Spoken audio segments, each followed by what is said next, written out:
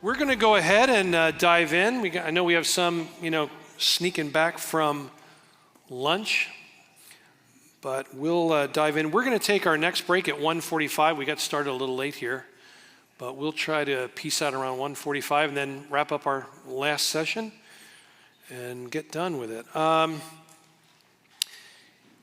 I know Dennis had a question, and so I hate to answer it now with him not in the room. I'll wait a little bit. Were there any questions of what we have talked about before we dive in to any new material, or are we good to go and just get started? I know he wanted to talk a little more feedback on scorecards and how we did that. So when we get a few more back in here, I'll go back to that. The next thing that I have up there on the screen, and it's what Pastor Bradley was saying right before we left, is sometimes in leadership and even with team building, it's just, and your church is growing and people are getting saved and they're being baptized. And again, that's what healthy churches do. What we end up doing if we're not careful is just adding. And we need to add this ministry. And how many know there's a million needs? And so we did that for a while. I made the mistake of there was a need. Okay, we'll meet that need. Somebody wants to do something, we're going to help try to provide that, whether it's a room, a classroom, a study, whatever. I was even talking with Tom, and again, maybe when he gets in here, he can speak to it, like small groups. We want to add a new small group. So the thing I would say is that we narrowed the focus, like when you came to know Jesus and you gave your heart to God at the altar, the first thing we did was give you the book called First Steps. And that was just something personally that you could do and read through about what does it mean to be a Christian. And we had a First Steps class that if you had questions and there's still sins in your life that you just know aren't right, but you don't know how to break free from it. Maybe they needed counseling, maybe they needed going through a divorce, so they needed something. So we would always try to redirect them that way. And I would say this, I've got maybe 8 or 9 copies. If you want one of these, just grab it. I'm giving these away. If you end up wanting to do more, it's called learningtofollow.net. You can order these, but I just got wearied, like when we would lead people to Christ at the altar, that we were sending them away with nothing, or just a Bible if they didn't have it. And again, now they're reading Zechariah. But again, all this is based out of the Gospel of Matthew. And so if you want to grab a copy of this, I've got about 8 of them. I didn't have enough for everybody, but we would make sure that we get that to you. So again, we get in this mode of add a ministry. There's a need, we're going to meet the need. And the fact is, we just can't meet all those needs, all right? And I was very guilty of that as a pastor. And so you see the quote up there is that good is always the enemy of best. And I really do believe that. So every year we would take our board and our staff away for a retreat, very similar to this kind of thing, where we'd get away, have some fun, go to dinner, just talk, get church stuff off our mind and just fellowship together, which is very enjoyable. And then we would have some training sessions. So Mark Batterson, I don't know if you know that name. He's written a lot of books out of Washington, D.C., circle maker and really good guy. So he was our guest speaker that we invited up. And we did a session with him called Mark's Best 10 Minutes. So Mark, give us your best 10 minutes on stuff. And one of the things that I asked him was on this topic of, man, it just seems like add. We're adding more services, more locations. We're planting churches. Okay, when is it just a time to maybe go like this? And he talked to me about that. So we did a session with our team. And you're sitting here with the team, maybe you can take 2 minutes and do it. But he said, the question we want to ask everybody is, if you had to stop doing one thing in your ministry, like if Chris McFadden came to Bradley and I and said, look, on spiritual formation, there's one thing's got to go. It's either not going to work in the budget, doesn't make sense. Just want you to, because we're a little understaffed right now in our ministry, budget-wise. So, you're doing 10 jobs that really weren't initially your jobs. So that can be challenging. So I'll never forget one of the things we did, because we were struggling. Remember, in the serve area, we were struggling getting people to volunteer. The church is growing numerically. We're seeing people saved and baptized, but why aren't they getting plugged into ministry, all right? So we did this one year, before we did serve, before that thing I passed out to you, we did a ministry fair. So in a room just like this, almost like you do a job fair, all of our ministries, it didn't matter what it was follow, it was street ministry, whatever. Everyone that had a key significant ministry, we put up a table and just conversations. We spent probably $10,000 getting the banners, doing this. We just thought, we want people to see it. So I preached a message that day on serving, and then we cut it short, and then we said, look, the way we're going to end this ministry, we're going back to the gym, and everyone's going to walk through there and just have conversation and talk with some of the leaders, and maybe you didn't even know we do this ministry. And so 12 grand, we took probably 30 minutes in each of our services, and that's what we did. And you might say, now getting back to the scorecard, how important that is. So we did all that, spent that money, took the time, creative, got it all set up. Do you know how many volunteers we got out of that whole deal? 4.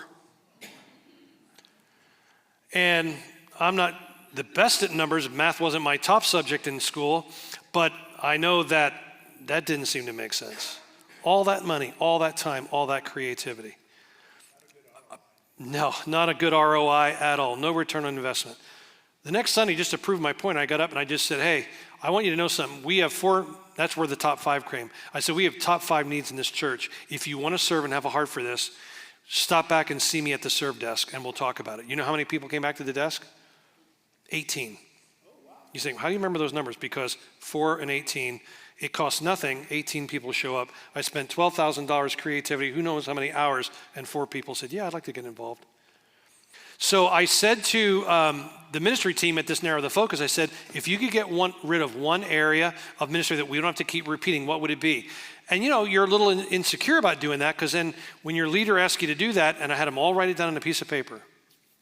Because that doesn't mean you're going to get rid of it. It doesn't mean it's not good, because again, it's not just driven by numbers and budget.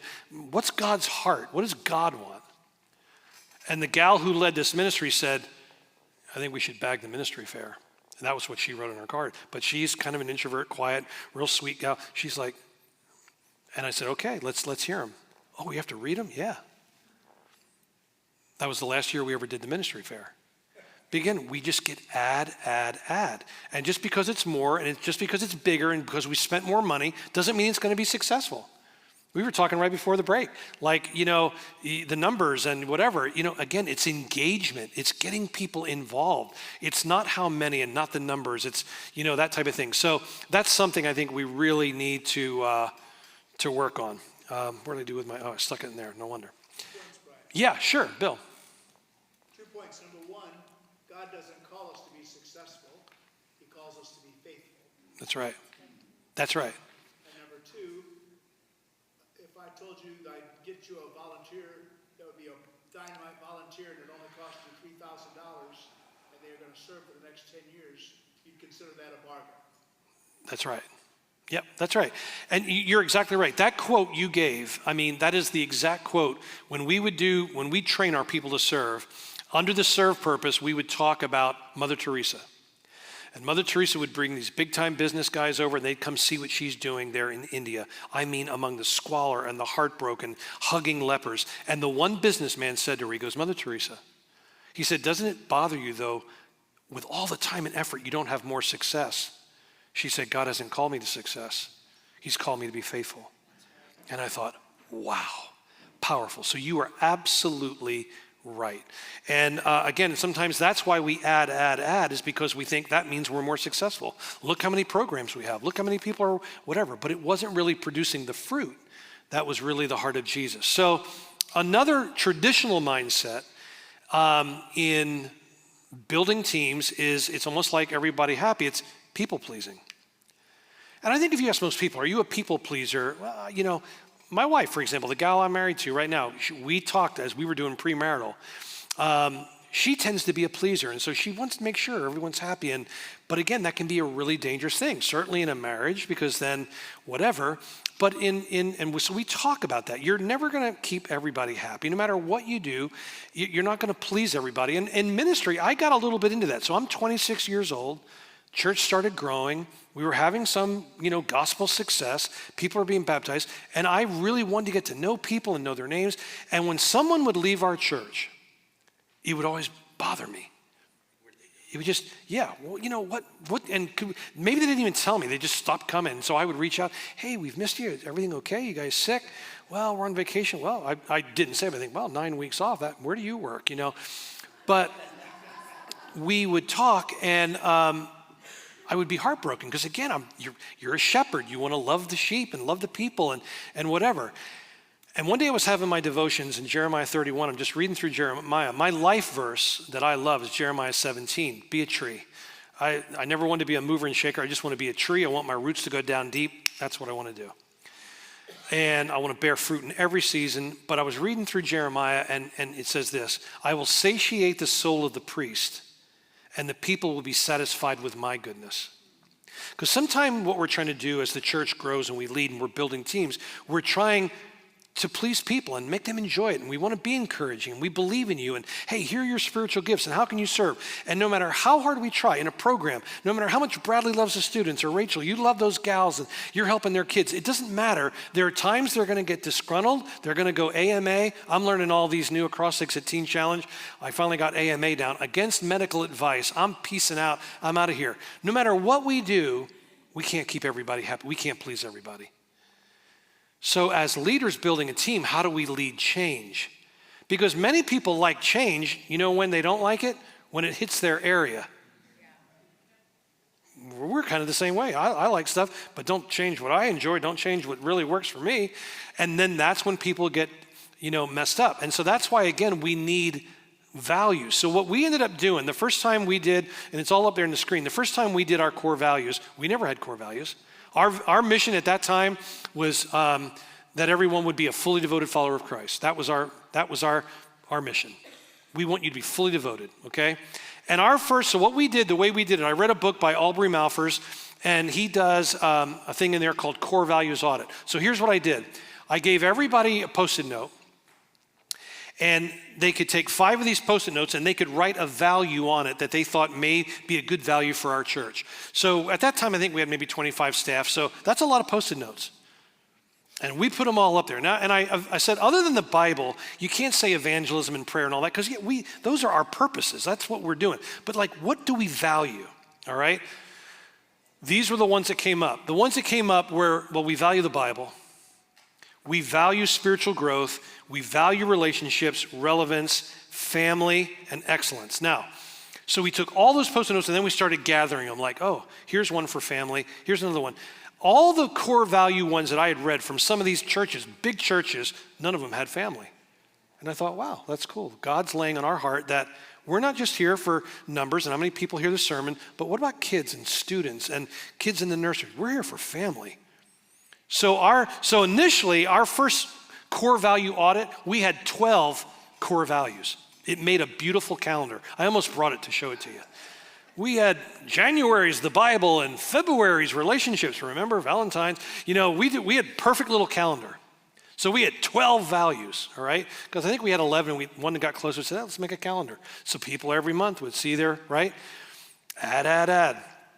Well, then at some point, and these were all good values, and we used those for a number of years, but then we eventually said to ourselves, we want to make them more sticky. We want it really to define the way we're doing our mission. And so you see them all up there. We value the Bible. We value diversity, which didn't even make the top 5. We had 60 nations of the world that went to GT Church. We had 40 or 50 families from Nigeria, Romania. We must have had 40 couples. So we were a very diverse, multicultural church. The fastest growing community in our community was the Latino culture. So we had Spanish speaking. It was just, we really were trying to mirror that. So we said our values need to change more of how we're fulfilling our mission of letting people become fully devoted followers. So we came up with these. We're not just churchgoers, we're Christ followers, all right? We change our methods, and that was to answer the question of, we never did it that way. So our methods always change if they need to. Our message never does. That's how we do it. We give God our best because he gave us his. Who could give more than Jesus Christ? So we got to give our best. We value people because people matter to God. You're not just a number. That's one of the things we heard. Well, you're a big church, all you care, make sure they, you couldn't believe, like in our community, some of the people say, well, I heard they checked their W-2 to make sure they're tithing over there at that place. And then we had a big cafe, and so they said, they don't really preach the gospel over there. They're the latte church. So we had to really identify with our values. This is the way we're presenting the gospel. We take our mission seriously. The mission of making disciples, reaching the lost, we're dead serious about that, but we take ourselves lightly. I could tell you more bald jokes than you'd want to hear in the next hour. And if I ever goof with somebody, it was usually goofing with myself, all right? That's why I named my book, I'm All Right. I don't have a left eye, I don't have a left leg, but I'm all right, because I don't have much left on the left. That was the creative title for the book I wrote, all right? We seek to, and this was definitely another one, about what we believe. Remember that in the healthy church model? Not only our doctrine, but what we believe about people. Our value was we seek to be known for what we're for, not what we're against. You know, the whole political thing, and long before the Biden-Trump thing, I went through, people when Clinton or, Obama or whoever, they start, listen, and as the church grew, when I came to the church, I can tell you this, we were over 70, we were all white, and mostly all Republican. All right? When you're reaching the community, it's not that way. And we got totally out of the political business or whatever. I just said, look, as ambassadors for Christ, it's a step down if we get into politics and, say we're for this candidate. No, we're for the gospel. We're for the Jesus Christ. We're for voting. We would let people register. You need to vote. But we're not going to get down in that. We want you to know what we're for and not what we're against, all right? And this one our board fought me on. It sounds kind of negative. It sounds kind of harsh. We exist for your purpose, not your preference. The first day I was the senior pastor, 1992, the week after Easter, when I was the associate there, we just had keyboard and piano. And we did the hymns and whatever. And not right away, we continued that, but for a while then because I asked my senior pastor, I said, hey, can we get some backup singers? Maybe just have, worship team. He goes, nope, not while I'm here. So his wife played the piano and she sang, beautiful voice, and I loved them. They did a great job, and I love the hymns, trust me. And so one of the things that I eventually did, one of the changes was we were gonna have a worship team. So we had a keyboard and we had drums. Well, this old standing member who'd been there forever, Sister Price, came up. She was the one that when she saw my goatee, she wouldn't tell 9 people she didn't like it. She'd come right to me. She'd say, Bryan, and she grabbed it. She goes, Bryan, because she was about that high. She said, you know what you remind me of with that? I said, no, I really don't, Sister Ann. She goes, you look like Judas. And I said, I'll never forget this. And I said, surely you don't mean Iscariot, not the betrayer. She goes, yeah, of course. I said, there's a lot of Judases in the Bible. I said, she goes, no, but that one, it just looks, I don't know, it makes me think of you that way. I said, wow. So it gives you a little idea of her mindset. She didn't like the drums. And she said, you gonna tell me there's drums in heaven? I said, oh boy, I'm glad you asked. You got your Bible? She had a big leather bound. Let's turn to Psalm 150. We're gonna praise him on the high sounding cymbals. You better believe there's gonna be drums in heaven. Okay, and I tried to lovingly talk to her, but I mean, these were some of the 100 members that I started with. Like when the first one we had for our staff when we were doing our budget, these guys have all been on Social Security for 10 years. And they said, well, Pastor, I ain't got a raise in the last 10 years. So I hope you're not hoping for one. I said, wow, okay, well, there's one mindset. So those were some of the challenges I really had to work through. But I will tell you this, that I told Sister, she goes, well, if we stop coming here, that would be a big loss to our income because we're big tithers. And she goes, how do you feel about that? I said, listen, Sister Ann, I love you. And I'm glad you told me I look like Judas to my face and didn't tell 8 other people. But I said, if you and your husband decide to leave, God's the provider of our church. You're not. And if there's another church, I'm sure, where the pastor doesn't look like Judas and they may don't have drums, and I wish you the best, but we're going to always do what God wants us to do. So she stayed. So 4 years later, when the church is now doubled in size and we're getting ready to go to 2 services, well, that never happened before. And we were having a business meeting talking about, not a business meeting, but we were just having a team meeting. We were going to go to 2 services, and we were talking about it, and I'm giving the rationale, like, we're here to reach more people. Yeah, we're going to do one at 8:30, and then we eventually had 3 services, 8:30, 9:30, whatever. We went on, and she stood up, Sister Ann. So now it's going good. Sister Ann stands up. And she says, Pastor, I have a question. I said, sure. She goes, well, we're not going to know everybody now because someone might come to 11 o'clock and I'm not going to know them if I'm at the 8:30. I said, you're right. You got that right. You may not. I said, Sister Ann, what's our mission? She said, to make fully devoted followers. I said, our mission isn't to know everybody. Our mission is that everybody would know him. She goes, well, I'm all in on that. Do you think we had to vote on that? No, that was like, Sister Ann, we're good to go. We ended up doing 3 services. But just to say, that's how stuff, we're not here for your preference, what you like. You like drums, you don't like drums. We don't sing enough hymns. No, we're here for the purpose of you being equipped, built up in the kingdom of God, knowing your gifts, serving and reaching the people you know for Jesus, all right? So you're saying getting out of that mindset is being brutally, well, I would say blunt, but Straightforward. yeah. That's exactly right. Yeah. And a lot of times we don't want that because we don't want to hurt. Right. I don't want to hurt Sister Ann. I don't care if she thinks I look like Judas Iscariot or not. Yeah, we have another question. Yep, but that's exactly right, Bradley. You're so true. It's brutally direct, and I think as leaders, one of the things that we hear all the time is, well, we don't want to offend them, and yet, why can't we be offended then? Right. They left us.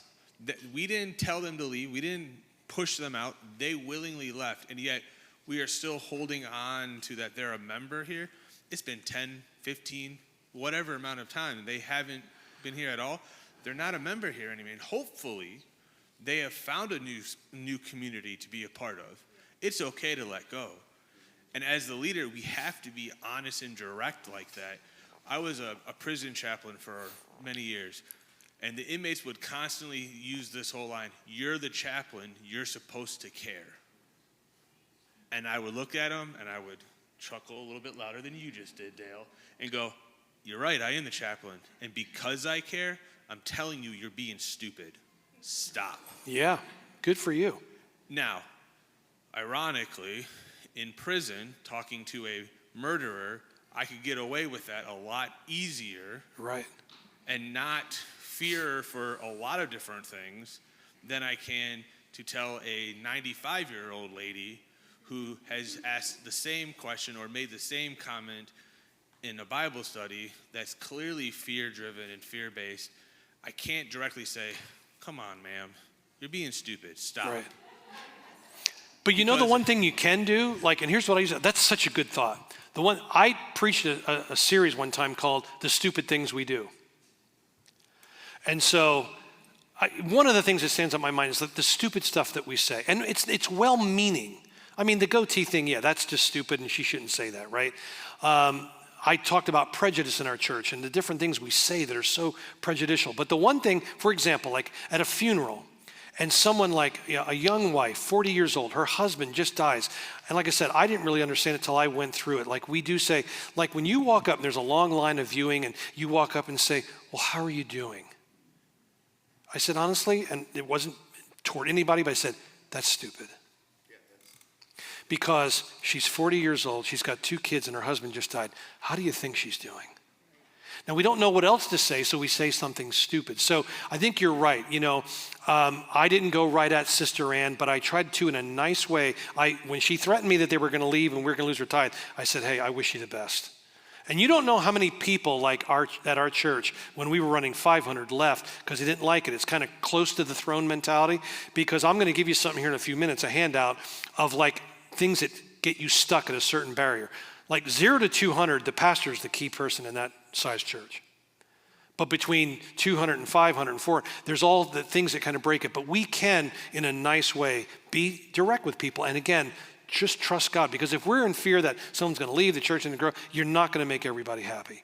So I just put up here quickly, we won't take a lot of time, but our values at TC, you can either make this sentence or you can just have them this way. There's 4 things. Faith is our value.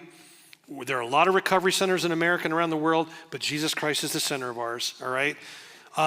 Action, the need for addiction is growing so much. Kensington, we don't have time to sit and talk about it and debate it and develop a committee. I used to say at GT, for God so loved the world, he didn't send a committee. He sent his son. Action. Get it done. And community. Bradley talked about it earlier. It's not just the residential program. 60 years. Now Teen Challenge is around the world, but it started on a 300-acre farm. Nikki Cruz, Dave Wilkerson, they bring them down there. But now our heart is that we want it in the community. We've got naming centers now that are non-residential. It's outpatient ministry. You can take your teenager there if he's battling drugs, all right? and then we want to do it with excellence. So those are some of the things that we talked about. Another thing in team building is traditional mindset, more is better. Teach less for more. The way we communicate. I do have a handout on this, so if I get the same group to help us out here, and again, you can throw this in the garbage. I used to, when I was raising my boys, 3 boys, we had 2 sets of rules in our house. There's God's rule, okay? God's law is the Bible. That's you can't avoid that. And I said, but we're gonna have house rules too. Not in the Bible, there's no scripture reference. It doesn't say in Ephesians, thou shalt make your bed before you come down for breakfast. But that's our house rule. And I said, when you guys are grown and married and have kids, you're gonna have some house rule too, to do it the way you wanna do it. For example, your mom's doing the laundry. We love to serve and help, that she did. But your job is not to take your dirty underwear and throw it on your room or your floor. You get it to the dirty clothes. Amen. All right? And I said, I'm not doing that for you. I'm doing it for your future wife. Do you think she wants to pick up your dirty underwear? You need to learn responsibility. There's no Bible verse for that, but that's our house rule. When they'd leave the morning, I'd get up, do breakfast and whatever, and they'd leave for school and they wouldn't even touch their Bible. I say, do you have all the Bible memorized? Is that why you're not reading it today? And then we started doing Proverbs together and reading through together. So, that's the way it works. And again, in the church, it can be the same way. People get their things. And so in team building, like more means better. And the better mindset, I think, is teach less for more. One of the greatest pieces of advice, and I'm looking at some of you that are younger, older. I did a teaching one time on 20 things I wish somebody would have told me 30 years ago. And I was thinking, like, I'm not going to preach. I remember asking one of my professors in Bible college, like every Sunday. So the same church for 33 years. Think how many weeks. Early on, I averaged 48 weeks a year in the pulpit. My middle son was born on Mother's Day on Sunday. My wife delivered him at 4 a.m. Who do you think did the 2 services? Stupid me. That's how stupid I was. That'd have been a good day to have a guest speaker. Or, hey, can one of you, step in? But one of the best pieces of advice I got was, he goes, don't preach 52 different sermons a week. Talk about a series. Teach your church 7 to 10 things in a year's time. Do the whole book of Ephesians. Now, I kind of went the other way. I taught on the book of Jude for 26 weeks. How many know that's probably not a good thing as a young guy? The book of stinking Jude for 26 weeks. It was like a word study, for goodness sake. But the church loved me. Sister Price loved it, even though I had a goatee. It was amazing. Well, yeah. The lady's name is Sister Price. Yeah, Sister Price. You're a Catholic, not in an AOG church? Yeah, right. Yeah, that's right. That's what they called her. That was Sister Price. In fact, I want to just grab one of these copies of that too. But yeah, so anyway, I think we need to teach less for more. And so I'm just going to take a little bit on this. I'm not going to take a ton because you can read this later. But we first started, we did friend days where you invite a friend. And I eventually said, no, we're not doing that. We're going to do 52 outreaches a year, and it's called Sunday morning. So you're going to bring a friend every week, and you're having conversations at the mall, the store, the grocery store, or in your small group. Invite them to your small group and talk, and then bring them to church. How many of you have ever heard of the Alpha Group? I know Tom Herbert's done some of that. Great, I love that. My uncle came to Christ through a church that was teaching that in small groups. But I said every week of the year, every Sunday, it doesn't matter who's preaching. They'd say, oh, is Pastor Bryan preaching? It doesn't matter. Jesus will be here. Jesus is going to be here. The one thing we did do, though, is that I preached one time in Dallas, and I told the guys I loved it. I got to the pulpit in Dallas, and I'm talking to ministers, and right on the pulpit, there was this metal thing, and it said this: if you haven't struck oil in 20 minutes, stop boring.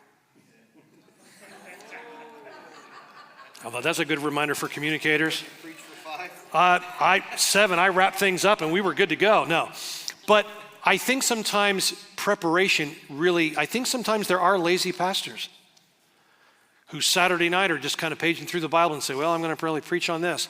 So we had a real method in our preaching. And again, I'm not going to take a lot of time, but we did, number 1, the big rock. You've heard the story if you have a container and the first thing you do is put the big rocks in. and then you put the pebbles, and then you put the sand. You put the sand in, you ain't gonna get the big rock in. So twice a year, we did a big rock meeting. We know if Jesus tarries, guess what's gonna happen? There's gonna be 52 weeks. We're gonna have 3 services on Sunday and 1 on Saturday night. That's coming. It's not like a matter of, oh, I wonder, well, maybe, the rapture will happen and Jesus is coming. No, listen, we're believing, we're occupying till he comes. So we would say, what week is baptism? Who are our special speakers? We wanna have Teen Challenge in. We would get the big rocks kind of laid out. And Christmas is, Mother's Day. Those are the big rocks. Okay, we did that twice a year. So you're prepared for that. Because again, if we're spending time on doing city outreaches and all this stuff, listen, the most effective outreach you can do is when people walk into your church to hear the gospel. So man, it needs to be done powerfully and prayerfully and creative and given some thought to it, more so than a Saturday night before I'm sitting there going, man, what am I gonna do tomorrow? Well, maybe I'll go from James.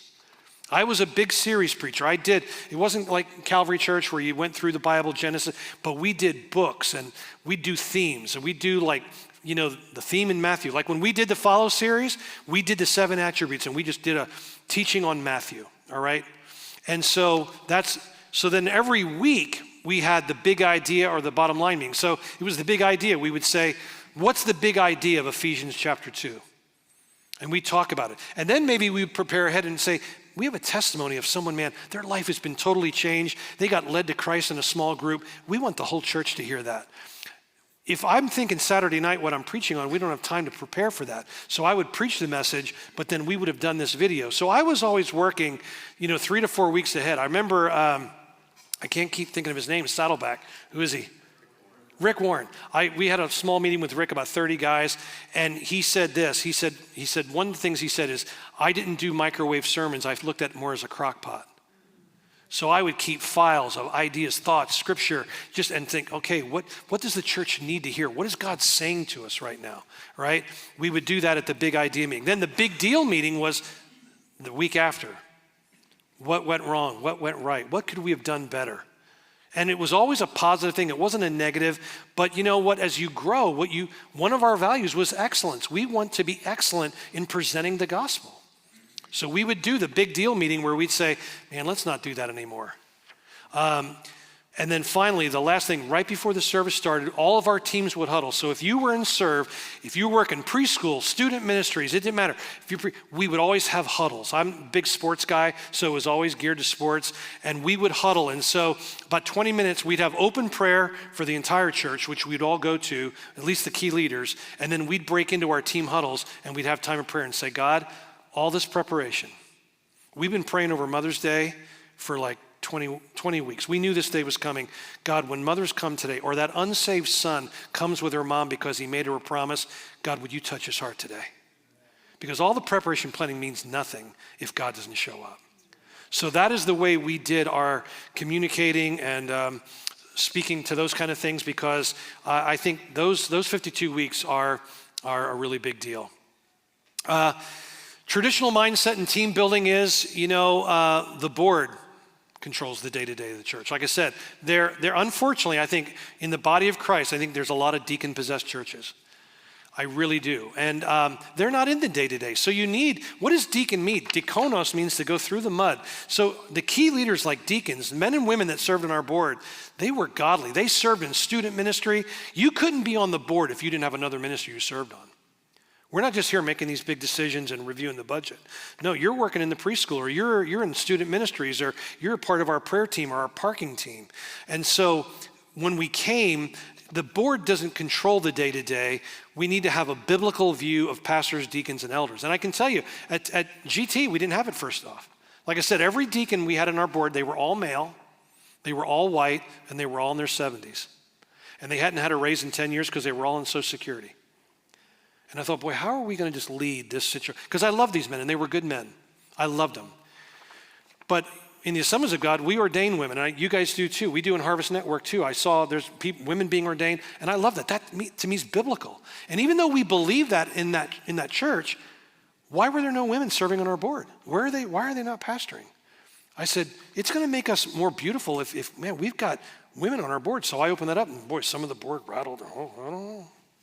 And we had some guys early on that were serving on the board. They were there. They weren't really spiritually mature. They just happened to be a man.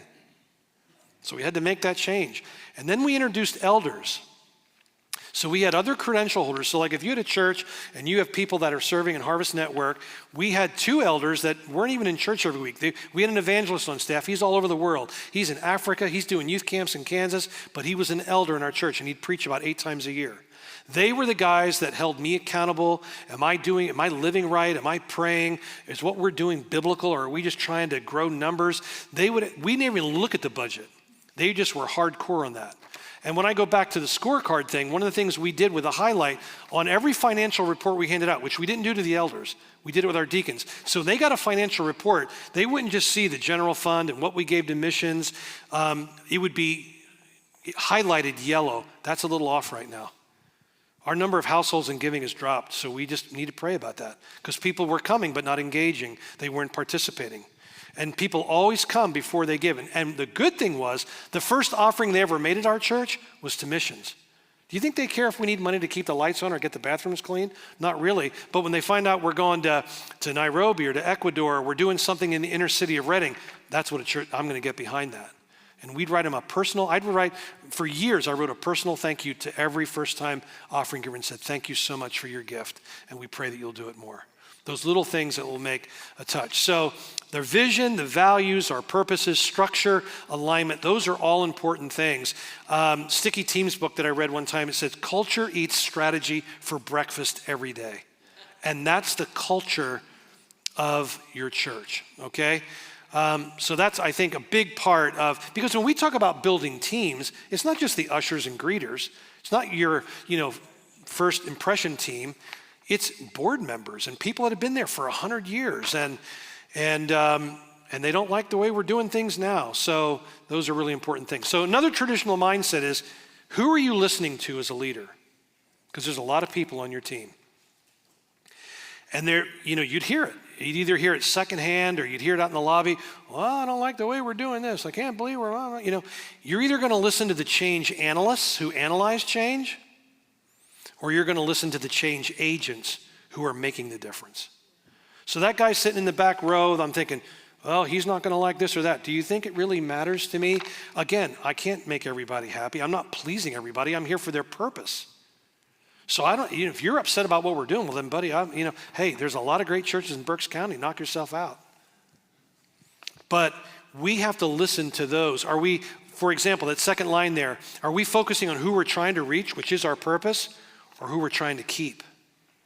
And I think once you get that faith in your heart to say, God, we're providing what we can. We love everybody. We're trying to reach people. But when you've been there for 20 years, and listen, I'll never forget it. We made the move one time on Wednesday nights. We started a school of ministry.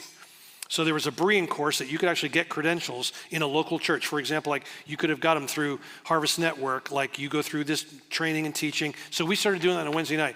And one of the old timers came to me. He said, Bryan, name was Al. He said, Bryan, I don't like this. He said, I've been in the church almost 50 some years. He goes, I can't believe we're going to he goes, do you think I really need to know how to do hospital visitation? What about a series in Galatians? And you know how church used to be, like Sunday morning's the big day. Sunday night, it's for your key people that come back and pray. And Wednesday night was for the core of your core. And I just thought we started doing churchianity versus Christianity. And I said, Al, honestly, I think you do need to learn that. I said, you've heard more sermons in your life than I've ever preached in my life. Do you need another sermon on Galatians? Or do you need to know how to serve and love people and reach your community and maybe go into the hospital? And I really wouldn't want him going into the hospital because he wasn't very pastoral. He was, I don't know what he'd have been, maybe something, but he just was this real critical and negative person. But again, I wasn't going to allow that deacon possession to stop what I felt God wanted us to do. I know I was talking with Tom before the break, and I love that. So, they had groups that are meeting all over Shrewsbury in different communities, and we did the same thing, and it kind of faltered. So with us, the way we did, we brought it back. So when you came to church, even if you were a Christian for 20 years, the first small group you were going to do at GT, you were going to go through the follow group. They all thought this was for new believers. I said, no, this isn't. This is to show you how we disciple people that don't know Jesus, all right? And so they would go through that. And then they would take another course like getting to know GT and all that, and then they could go out in the community and meet in Laureldale or Riverview or wherever in different parts of our community and study a book or pray together and read the Bible. So that's what we would always do. Because again, who we're reaching is important. What did Jesus say? He said, for the Son of Man came to seek and save those who are lost. We're not coming to feed the found and someone's been saved for 30 years and make sure they stay happy and they don't leave. No, we're here to reach people that don't know Jesus, all right? So we're getting ready to go to the break. Let me just see here this last, I'm gonna look at this here. Maybe we'll do this last and then we'll take a break. A traditional mindset, scarcity mindset. It can be this scarcity mindset versus abundance. And I'm gonna tell you, as leaders, we can suffer from that, okay? We're challenging people to tithe. Do we tithe? We're challenging people to give above their tithe. Do we do that? It was interesting to me when I was in leadership in the different denomination that I was, there was one church, they didn't give any money to missions, not $1, to world missions. I said to our superintendent, I said, they shouldn't be in the Assemblies of God. Like, this is what we're about. Like, how could you is it just to keep the lights on and keep the bathroom clean? How do you not give to missions? Okay?